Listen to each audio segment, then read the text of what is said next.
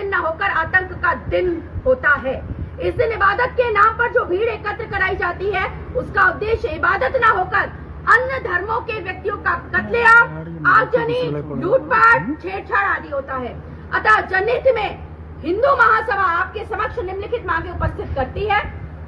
पहली, जुम्मे की नमाज के दिन छोटी मस्जिदों में 10 एवं बड़ी मस्जिदों में 25 से अधिक व्यक्तियों के एकत्र होने पर प्रतिबंध लगाया जाए, यानी सामूहिक नमाज पर तत्काल प्रभाव से प्रतिबंध लगाया जाए। अस्सलाम वालेकुम एवरीवन, मैं हूं रमीज और मैं आज आपके लिए एक ऐसी न्यूज लाया हूं। हिंदू सभा की तरफ से की गई है एक मांग। वो बोलना चाहते हैं कि मुस्लिम जो ये नमाज पढ़ते हैं एक साथ एकजुट होकर, वो 10 लोगों तक ही महबूद कर दिया जाए। मतलब ये कहना चाहते हैं कि हम लोग जो ये नमाज पढ़ते हैं एक साथ एकजुट होकर, वो 10 लोगों तक ही पाबंद कर दिया जाए। मतलब 10 से ज्यादा लोग एक साथ जमात करके नमाज नहीं पढ़ सकते हैं। तो मैं इन लोगों को एक क्वेश्चन पूछने वाला हूं कि इन लोगों को हमारे नमाज से क्या प्रॉब्लम है भाई। इन लोगों को, मेरे को लगता है कि इन लोगों को इस जगह पे प्रॉब्लम है कि हम लोग ये नमाज पढ़ते हैं, अल्लाह की इबादत करते हैं, रोजा रखते हैं, ज़कात देते हैं। इन लोगों को इससे प्रॉब्लम है। हम लोग अगर अपने हजरत मोहम्मद सल्लल्लाहु अलैहि वसल्लम की दिखाए गए रास्तों पर चले, उनकी हर बात के ऊपर अमल करें, तो इन लोगों को क्या प्रॉब्लम है। मेरे को तो यही लगता है कि लोगों को इसी जगह पे प्रॉब्लम है। और मैं और एक चीज बोलना चाहूंगा, हजरत मोहम्मद सल्लल्लाहु अलैहि वसल्लम के बारे में कोई भी इंसान कुछ भी बोल नहीं सकता है।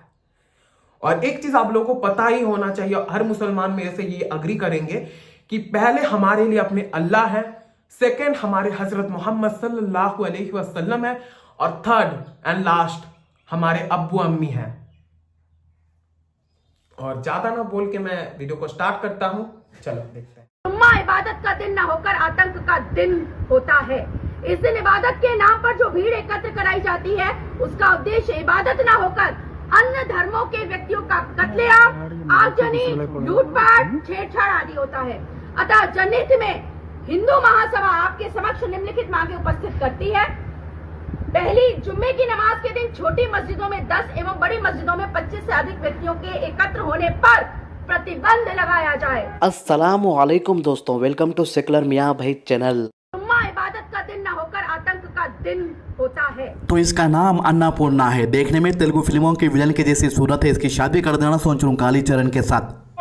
जान दे देंगे इसके लिए।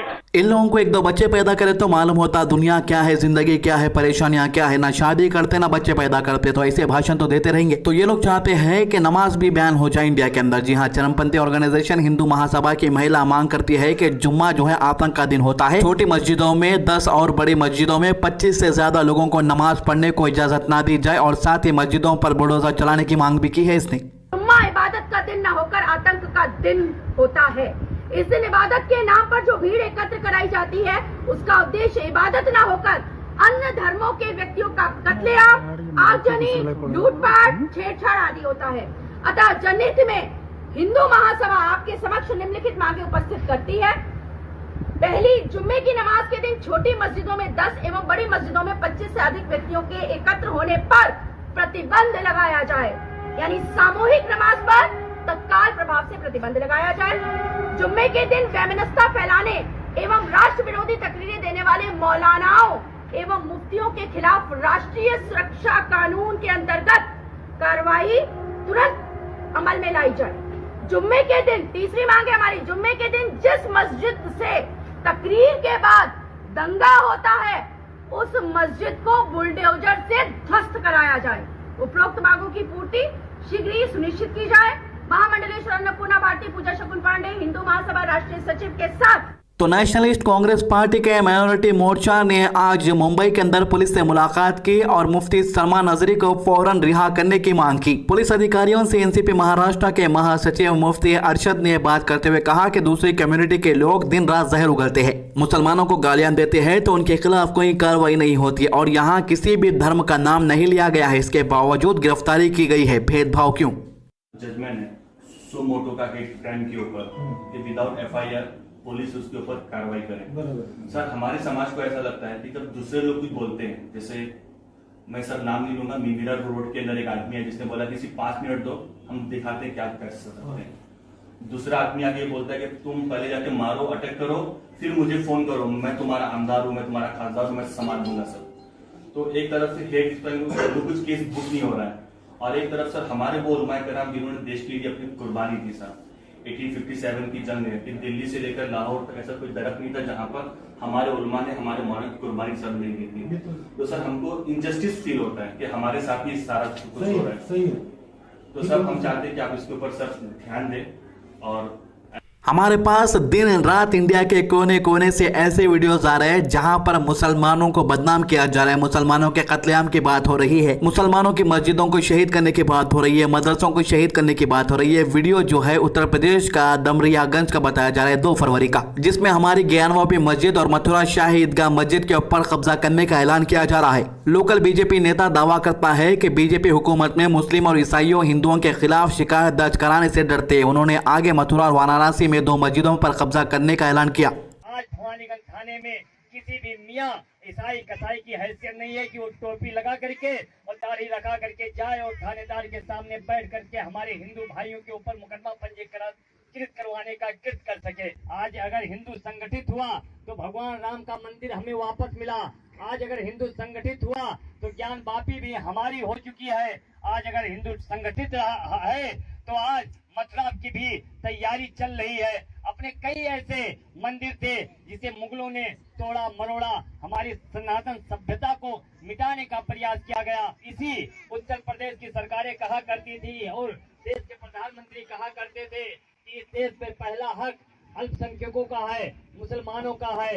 लेकिन आज वही राजनेता हो, चाहे वो कोई भी हो, आज हिंदू हित की बात सभी करते हैं। और एक नारा जो पूरे देश में गूंज रहा है, जो हिंदू हित की बात करेगा वही देश पर राज करेगा, इस नारे के साथ अब कार्य किया जा रहा है। जिस दिन किसी मियाँ के द्वारा अगर किसी, चाहे वो हरिजन हो, चाहे पंडित हो, चाहे ठाकुर हो, अगर उसके ऊपर अगर कोई मियाँ अगर आक्रमण करता है या कोई जोर जबरदस्ती करता है तो कोई नेता नहीं खड़ा होता। अंत में वही दिखाई देता है, ये केसरिया गमछा रखकर जो भी अपने भाई चलते हैं वही उसके मदद के लिए खड़े होते हैं। इस बनी चापा भवानीगंज क्षेत्र में भी कई ऐसी घटनाएं हुई हैं जो पूरे भवानीगंज थाना क्षेत्र में, चाहे गौकसी होती थी भितरिया में, चाहे बहन बेटियों के मान सम्मान के साथ खिलवाड़ किया जाता था, लेकिन भवानीगंज थाने पर तिलक और गमछा रखकर जाने की साहस हम सभी की नहीं होती थी। और ये जो वीडियो आपके स्क्रीन के ऊपर आप देख रहे हैं महाबलेश्वर महाराष्ट्र का है, 26 जनवरी का है। बीजेपी का नेता अश्विनी उपाध्याय ने मुसलमानों के मदरसों को निशाना बनाते हुए भड़काऊ भाषण दिया है और मुसलमानों का माइनॉरिटी दर्जा छीनने की भी वकालत की है।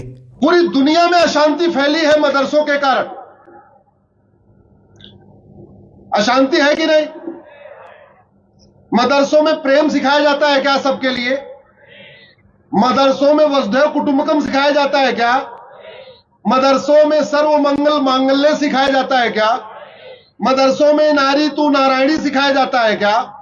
मदरसों में सर्वपन संभाव सिखाया जाता है क्या? मदरसों में धर्म की जय हो, अधर्म का नाश हो, प्राणियों में सद्भावना हो, विश्व का कल्याण सिखाया जाता है क्या? अरे जिन मदरसों में न भारत की संस्कृति सिखाई जा रही हो, न भारत की परंपरा सिखाई जा रही हो, न भारत की जीवन पद्धति सिखाई जा रही हो, ऐसे स्कूलों को चलाना क्यों? अरे जिसकी संख्या करोड़ों में, जो ये तय करते हैं कि सांसद कौन बनेगा और विधायक कौन बनेगा, जो कम्युनिटी ये तय करती हो जीत हार का अंतर कितना होगा, जो कम्युनिटी ये तय करती हो पार्षद कौन बनेगा, प्रधान कौन बनेगा, विधायक कौन बनेगा, सांसद कौन बनेगा, उसको माइनॉरिटी का दर्जा मिलना चाहिए क्या? और माइनॉरिटी की भारत में जरूरत ही नहीं है। ज्ञानवापी के बाद एक और कोर्ट का फैसला है जिससे मीडिया वालों ने बात को दबा दिया है। उत्तर प्रदेश के बागपत डिस्ट्रिक्ट में बनरावा में एक जगह है, हिंदू इसे महाभारत का लक्ष्य गुरु बताते हैं, वहीं मुस्लिम इसे सूफी संत शेख बदरुद्दीन की दरगाह बताते हैं। 53 ईयर्स के बाद कल कोर्ट ने मुसलमानों की ये जमीन का मालिकाना हक हिंदू पक्ष को दे दिया है, यानी कि अब ये जमीन भी हमसे छीन गई है। तो महाराष्ट्र के पुणे के अंदर गोविंद देवगिरी महाराज का कहना है कि अगर मुसलमान ज्ञानवापी मस्जिद और मथुरा शाही ईदगाह बिना किसी शर्त पे हिंदुओं को दे देते हैं तो हम इसके बाद किसी भी मस्जिद के ऊपर मंदिर होने का दावा नहीं करेंगे। अगर से मुसलमान ऐसा नहीं करते हैं तो आने वाले वक्त में मुसलमानों को परेशानी होगी। यहाँ पर बड़े बड़े धमकियां दी जा रही है हमें। सर ये औरंगजेब के काल में बहुत सारे मंदिर तोड़ के मैंने पहले ही बतला दिया कि 3 मंदिर मुक्त होने पर हम अन्य मंदिरों की ओर ध्यान देने की इच्छा भी नहीं करते हैं, क्योंकि हम लोगों को भविष्यकाल में जीना है, भूतकाल में नहीं जीना है। देश का भविष्य अच्छा होना चाहिए। इसलिए यदि समझदारी के साथ ये 3 मंदिर प्रेम से हम लोगों को मिल जाते हैं, हम सारी अन्य बातें भूल जाएंगे। लेकिन सर बाकी के मंदिर भी तो है ना सर, वहां पर भी भगवान वो भी तो आने चाहिए ना। बाकी के भी मंदिर है जहां पर मस्जिद बने हैं, तो वो भी तो आने चाहिए ना। उन लोगों को भी हम समझाएंगे। देखो, इन सब स्थानों के लिए एक बात नहीं बोली जा सकती।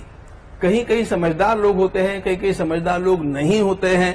तो जहां जहां जिस प्रकार की स्थिति है उस प्रकार की भूमिका लेकर के हम समझाने का प्रयास करेंगे। हम किसी प्रकार अशांति निर्माण नहीं होने देंगे। तो दोस्तों, अगर आप भी पेटीएम बैंक का इस्तेमाल करते हैं तो थोड़ा सावधान हो जाइए। पेटीएम बैंक के काफी घोटाले सामने आए हैं। जी हां, कानून की धज्जियां उड़ाई गई है। बताया जा रहा है कि एक ही पैन कार्ड पर हजारों अकाउंट से जुड़ा है, लाखों खातों का केवाईसी भी नहीं हुआ। लगातार झूठी अनुपालन रिपोर्ट दी गई है। इससे पहले भी पेटीएम पर अपना डेटा बीजेपी के साथ शेयर करने के गंभीर आरोप लगे हैं। इसी बात को लेकर कांग्रेस की सुप्रिया श्रीनेत ने काफी खुलासे किए हैं। जरा गौर से देखिए और सुनिएगा।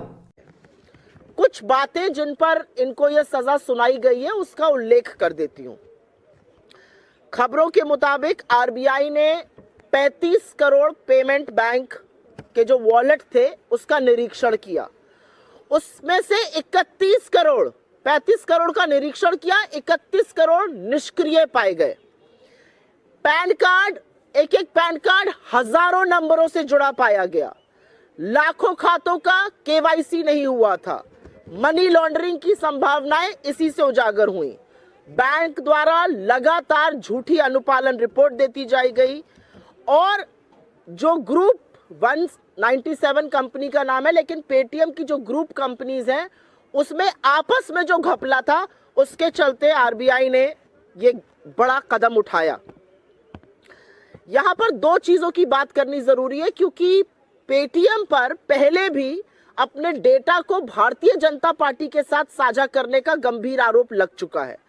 आरबीआई ने पेटीएम पेमेंट बैंक के बीच और पेटीएम के बीच होने वाले डेटा ट्रांजैक्शन पर भी गहन चिंता जताई है और यह भी सामने आता है कि इस चिंता के बावजूद ना शीर्ष अधिकारियों का तबादला हुआ, ना उनके खिलाफ कोई कदम उठाया गया और कंपनी ने बिजनेस बढ़ाने के जुनून में लगातार नियमों का उल्लंघन किया और हर तरह के कानून को ताक पे रखा। शायद वो कहावत है हमारी तरफ, कहते हैं जब सैया भय कोतवाल तो डर काहे का। मोदी जी साथ में हैं, उनके साथ सेल्फी खींच रही हैं, वो प्रचार प्रसार आपका इलेक्शन रैली में कर रहे हैं, तो डरने की क्या बात। आज की अच्छी बात, नबी करीम सल्लल्लाहु अलैहि वसल्लम ने फरमाया, हया ईमान का एक जोज है और ईमान वाले जन्नत में जाएंगे और बेहयाई का ताल्लुक जुल्म से है और जालिम जहन्नुम में जाएंगे। जामे तिर्मिज़ी हदीस नंबर 2009। हमारे चैनल को सब्सक्राइब कीजिए, वीडियो को ज्यादा से ज्यादा शेयर कीजिए। अल्लाह हाफिज। सो जैसे कि आपने देखा कि एक आंटी जो है मुसलमानों के खिलाफ जो जैसे जहर उगल रही थी और क्या क्या सब बोल रहे थे, और ये सोचकर भी मुझे हंसी आता है कि ये लोग इन लोगों को हमारे नमाज से भी प्रॉब्लम हो चुका है और बोल रहे हैं कि ये जो मुसलमान नमाज पढ़ते हैं एक साथ जमात करके एकजुट होके ये दंगा करते हैं, फसाद करते हैं और हिंदू लोग को तकलीफ करते हैं और हिंदू लोगों को साथ दंगा करते हैं एक साथ और ना जाने और क्या क्या बोल रही थी। और ये सब तो आपको कॉन्स्टिट्यूशन भी इजाजत नहीं देता है बोलने के लिए। और आप एक बार मतलब जो पुलिस वगैरह रहते हैं वहां पे उन लोगों को पूछ सकते हो, वो तो बोलेंगे कि नहीं, तो ये सब कभी नहीं होता है यहाँ पे और ये तो मुस्लिम जो है नमाज पढ़ते हैं, सीधा सीधा जाते हैं और नमाज पढ़ के फिर से घर चले जाते हैं। और ये जो आप बोल रहे हैं ये सब कभी भी नहीं हुआ है और कभी हो भी नहीं सकता है। और आप लोगों का ये भगवा कलर का गमछा लपेट के झंडा लेकर जो बोल रहे थे, भड़काऊ भाषण दिया जा रहा था कि मुसलमानों के मस्जिद को नास्तो नाबूद कर दिया जाएगा, उन लोगों की मस्जिद को तोड़ दिया जाएगा, खत्म कर दिया जाएगा, ये जो आप बोल रहे थे, ये सब जो भड़काऊ भाषण दिया जा रहा था, ये किसी के नजर में नहीं आ रहा है। ये जो खुलेआम जो मुसलमानों के ऊपर भड़काऊ भाषण दिया जा रहा है और बोल रहे थे कि भारत में रहोगे तो जय श्री राम बोलना पड़ेगा, नहीं तो खत्म कर दिया जाएगा, ये सब क्या है? हमारा जो ये भारत है, ये कॉन्स्टिट्यूशन हम लोग को ये इजाजत भी नहीं देता है कि आप किसी के धर्म के बारे में बुरा बोलो या फिर खराब बोलो, ये तो कभी नहीं सिखाया जाता है। और मुसलमानों को कुछ चाहिए भी नहीं, मुसलमानों को सिर्फ चाहिए अपनी इबादत की जगह, मतलब मस्जिद को चाहिए, और कुछ नहीं चाहिए मुसलमानों को। और वीडियो को यहीं पे एंड करते हैं। और वीडियो अगर अच्छा लगे तो like, comment, share and subscribe कर देना मेरे चैनल को। फी अमानिल्लाह।